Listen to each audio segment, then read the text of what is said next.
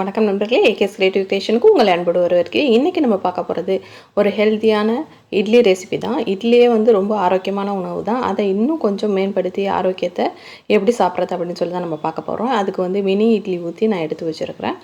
இப்போ ஒரு பேனில் பார்த்தீங்கன்னா கொஞ்சமாக எண்ணெய் சேர்த்துட்டு நம்ம ரெடி பண்ணி வச்சுருக்க அந்த மினி இட்லியை அந்த எண்ணெயில் ஒன்று ஒன்றா உள்ளே சேர்த்துடலாம்.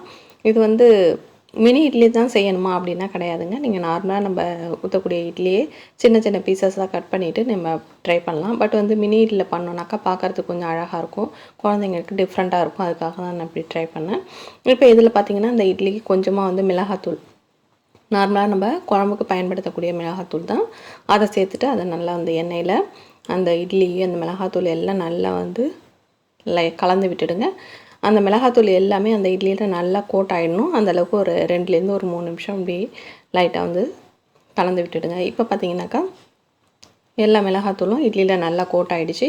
இது அப்படியே வேற ஒரு பவுலுக்கு நம்ம மாற்றி எடுத்து வச்சிடலாம். இப்போ இட்லி நமக்கு ரெடி.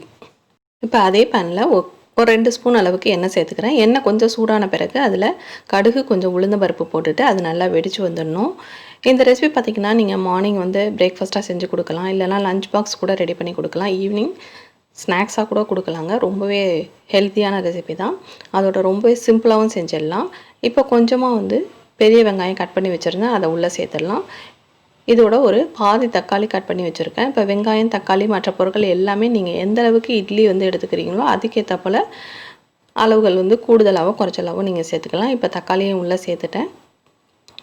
அதுக்கு முன்னாடி நம்ம சேனல் நீங்கள் இது வரைக்கும் சப்ஸ்கிரைப் பண்ணலாம், கீழே இருக்கிற ரெட் கலர் சப்ஸ்கிரைப் பட்டன் அமைக்க சப்ஸ்கிரைப் பண்ணிடுங்க. கூடவே பக்கத்தில் வர பெல் சிம்லையும் ப்ரெஸ் பண்ணிடுங்க. அதில் ஆளுங்கிற ஆப்ஷனை செலக்ட் பண்ணிடுங்க. அப்போ தான் நம்ம சேனலில் போகிற எந்த வீடியோவும் உங்கள் மொபைலுக்கு நோட்டிஃபிகேஷனாக வரும். இதோட பார்த்தீங்கன்னாக்கா நான் பட்டாணி ஊற வச்சு குக்கரில் தண்ணி வச்சு வேக வச்சு எடுத்து வச்சுருந்தேன். நீங்கள் பச்சை பட்டாணி, அதாவது தோலோடு இருக்கும் பார்த்தீங்களா, அந்த பட்டாணி பயன்படுத்துகிறதுனா பயன்படுத்துங்க, இல்லைன்னா இந்த பட்டாணி பயன்படுத்துங்க. இப்போ பட்டாணியும் உள்ளே சேர்த்துட்டு அதோட கேரட் கொஞ்சமாக கட் பண்ணி அதையும் வேக வச்சு எடுத்து வச்சுருந்தேன். இதோட பீன்ஸ் கொஞ்சம், இல்லை நீங்கள் வேறு ஏதாவது காய்கள் சேர்க்கணும் அப்படின்னு விருப்பப்பட்டாலும் இதோட சேர்த்துக்கலாம் தாராளமாக. இப்போ இதோட 1 ஸ்பூன் அளவுக்கு இஞ்சி பூண்டு பேஸ்ட்டு சேர்த்துட்டு இதை அந்த இஞ்சி பூண்டு பேஸ்ட்டோட பச்சை ஸ்மெல் போகிற அளவுக்கு கொஞ்சமாக வதக்கி விட்டுடுங்க.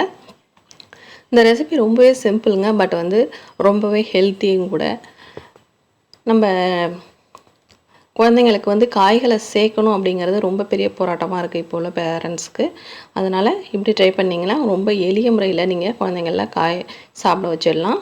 இப்போ அதோட இந்த காய்க்கு தேவையான அளவுக்கு மிளகாத்தூள் சேர்த்துருக்கேன். அதோட கொஞ்சம் போல் மஞ்சள் தூளும் சேர்த்துட்டு இந்த காய்க்கு தேவையான அளவுக்கு உப்பையும் சேர்த்துட்றேன். சேர்த்துட்டு இதை நல்லா கலந்து விட்டுடுங்க.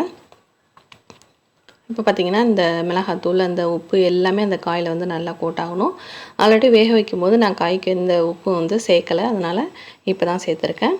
இதே இட்லியில் பார்த்திங்கன்னா ஆல்ரெடி உப்பு இருக்கும், அந்த மாவில் உப்பு இருக்கிறதுனால அதுக்கு நம்ம உப்பு சேர்க்க தேவை கிடையாது. இப்போ பார்த்திங்கன்னா நம்ம ரெடி பண்ணி வச்சுருக்க அந்த இட்லியும் உள்ளே சேர்த்துட்டு இந்த காய்கறிகளோட அது நல்லா ஒன்றோட ஒன்று நல்லா மிக்ஸ் ஆகிற அளவுக்கு நல்லா ஒரு 2 நிமிஷம் இப்படி கலந்து விட்டுடுங்க. நம்ம சேனல்லே பார்த்திங்கன்னா நிறைய குழம்பு ரெசிபி, அதோட ஸ்நாக்ஸ் ரெசிபி எல்லாமே நிறையா அப்லோட் பண்ணியிருக்கேன். உங்களுக்கு எதுவும் தேவைப்பட்டுச்சுன்னா நம்ம சேனலில் ப்ளேலிஸ்ட்டில் செக் பண்ணி பார்த்துங்க. இப்போ பார்த்திங்கன்னா நல்லா மிக்ஸ் பண்ணியாச்சு. இதோட நம்ம வாசனைக்காகவும் அதோட இன்னமும் அந்த சுவையை அதிகப்படுத்தி கொடுக்கறதுக்காகவும் கொஞ்சமாக கொத்தமல்லி தலைகளையும் தூவி நம்ம இறக்கிடலாம். இப்போ பார்த்திங்கன்னா நமக்கு ரொம்ப ரொம்ப அருமையான ஒரு இட்லி ரெசிபி ரெடி ஆகிடுச்சுங்க. கண்டிப்பாக ட்ரை பண்ணி பாருங்கள். வீடியோ பிடிச்சிருந்தால் மறக்காமல் லைக் பண்ணுங்கள், ஃப்ரெண்ட்ஸ் அண்ட் ரிலேட்டிவ்க்கு ஷேர் பண்ணுங்கள், முக்கியமாக கமெண்ட் பண்ணுங்கள். வேறு ஒரு இன்ட்ரெஸ்டிங்கான வீடியோட உங்களை மீண்டும் சந்திக்கிறேன். வணக்கம்.